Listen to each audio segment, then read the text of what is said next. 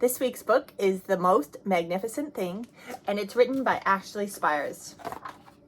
This is a regular girl and her best friend in the whole wide world. They do all kinds of things together. They race, they eat, they explore, they relax. She makes things, he unmakes things. One day, the girl has a wonderful idea. She is going to make the most magnificent thing. She knows just how it will look. She knows just how it will work. All she has to do is make it, and she makes things all the time. Easy peasy. First, she hires an assistant. Next, they gather their supplies. They set up somewhere out of the way and get to work.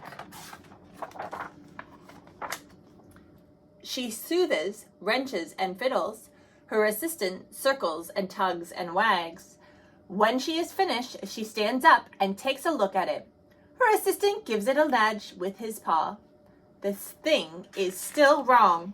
She decides to try again. The girl saws and glues and adjusts, and stands and examines and stares. She twists and tweaks and fastens. She fixes and straightens and studies. She tries all different ways to make it better. She makes it a square, she makes it round, she gives it legs, she adds an antenna. She makes it fuzzy, she makes it long, short, rough, smooth, big, small. One even smells of stinky cheese. But none of them are magnificent. Her hard work attracts a few admirers, but they don't understand. They can't see the magnificent thing that she has in her mind. She gets mad. The angrier she gets, the faster she works. She smashes pieces into shapes. She jams parts together. She pummels the little bits in. Her hands feel too big to work, and her brain is too full of all the not right things. If only the thing would just work. Crunch.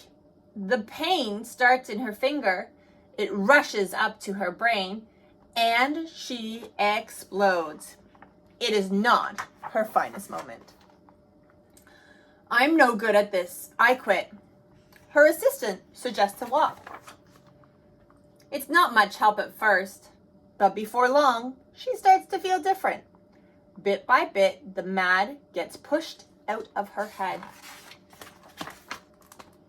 As they stroll along, she comes across the first wrong thing she made. The bad feelings are about to start all over again. Then she notices something surprising. There are some parts of the wrong things that are really quite right. The bolts on one, the shape of another, the wheel to seat ratio of the next.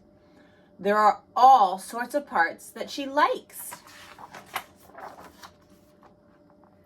By the time she reaches the end of the trail, she finally knows how to make the thing magnificent. She gets to work.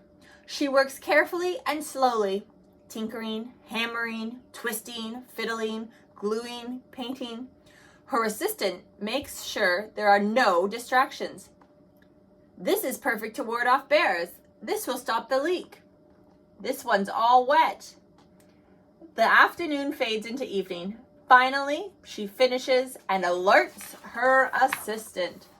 The pair take a good long look.